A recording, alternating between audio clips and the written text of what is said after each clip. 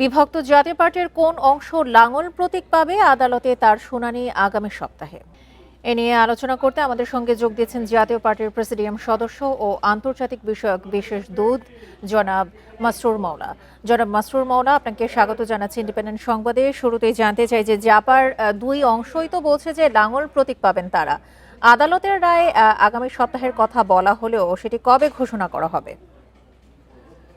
Thank you আমাকে সুযোগ দেওয়ার জন্য। আসলে দেখুন, আমাদের এই লাঙ্গলের সিদ্ধান্তটা এটা ইলেকশন কমিশন একটু একটু কৌশল করেছে। সেটা হলো, এখন যদি সিদ্ধান্ত দেয় তাহলে দেখা যাবে হয়তোবা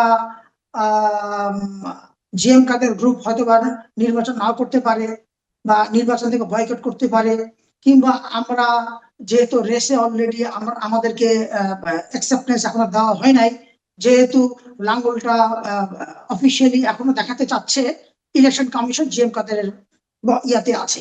কিন্তু আসলে দেখুন জিনিসটা, সেটা অ্যাজ পার নিউ কমিটি, সেই কমিটিতে এখন লাঙ্গলের প্রতীক ব্যারিস্টার আনিস ইসলাম মাহমুদের ইয়েতেই পড়ে এটা। তো এখন কথা, এবং সেটা মহাসচিব হচ্ছেন এবিএম রুহুল আমিন হাওলাদার। এখন কোর্ট যেটা সিদ্ধান্ত নিলেন, ইলেকশন যেন হ্যাম্পার না হয়, সেই হ্যাম্পার থেকে বাঁচানোর জন্য, এবং দেখাতে চাচ্ছে ইলেকশন কমিশন এটা ক্রেডিবল ইলেকশন হবে, এখানে সব পার্টির পার্টিসিপেশন দেখাতে চাচ্ছে, সেই জন্য তারা টাইম নিয়েছে 5 উইকস, 5 সপ্তাহ পরে তারা সিদ্ধান্ত দেবে। তবে আমরা হাইকোর্টের প্রতি আমরা শ্রদ্ধাশীল, আমরা জানি হাইকোর্ট সঠিক সিদ্ধান্ত নেবেন। আর এট দ্য সেম টাইম আমরা লিগেল প্রসেসে আছি। আমরা কোনো আমাদের কাউন্সিল বলেন এবং ইলেকশন কমিশন সব উইটনেস করেছে আমাদের কাউন্সিলকে, নতুন কমিটির যা যা প্রক্রিয়া করা লাগে সেই প্রক্রিয়া অনুযায়ী আমরা কিন্তু সাবমিট করেছি। দেখুন, আমাদের এখানে একটা কথা আছে, আমাদেরকে যদি আমাদের কমিটি যদি অ্যাকসেপ্ট নাই করছে ইলেকশন কমিশন, তাহলে ফার্স্ট অফ অল আমাদের নতুন কমিটি ওনারা নিতেন না জমা। আবার এদিকে হাইকোর্ট থেকেও আমাদেরকে কিন্তু আমাদের মামলাটা খারিজ করে দিতে পারতো।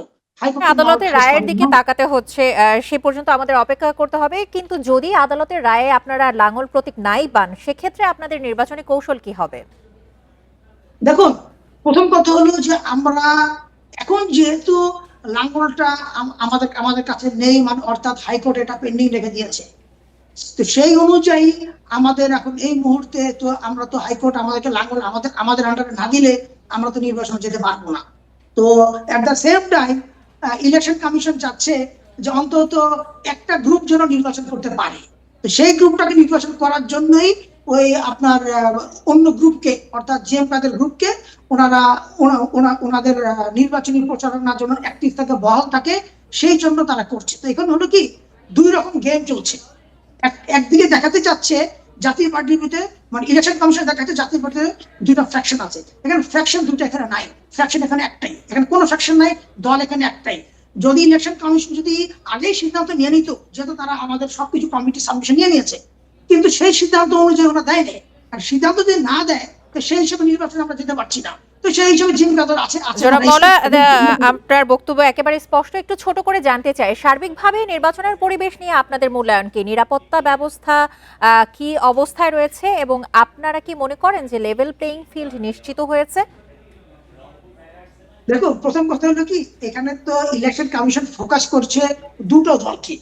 এই দুটো দলকে তারা মোটামুটি তারা একসেপ্ট করে নিয়েছে, এই দুই দলের মধ্যেই অপোজিশন সরকার এবং অপোজিশন থাকবে। তো সেই হিসেবে বাকি রেজিস্টার্ড দল এতগুলো যে আছে তারা কোথায় গেল, তাদের কোনো খবর নাই। হ্যাঁ, এবং এর মধ্যে অনেকগুলি নতুন নতুন দল হয়েছে, যাদেরকে আমরা বলি সিজনাল হলো পলিটিশিয়ান। তো তাদেরকে রাজনীতি করার সুযোগ দিয়েছে, কিন্তু দেখা গেল এরাই আলটিমেটলি কিছু বিএনপির পেটে ঢুকে গেছে, কিছু জামাতের পেটে ঢুকে গেছে। তো তার মানে ঘুরে ফিরে রয়ে গেল এই দুটো দলই রয়ে গেল। তো সেই হিসেবে এই দুটো দলকে যদি সরকার ফোকাস করে, তাহলে এখানে হাজার হাজার কোটি টাকা খরচা করে দরকার কি? এই যে রেফারেন্ডাম যেটা ওনারা চাচ্ছেন, গণভোটের মাধ্যমে সিদ্ধান্ত নিয়ে নেই যে এই দল সরকার, এই দল বিরোধী, তাহলে সিদ্ধান্ত শেষ।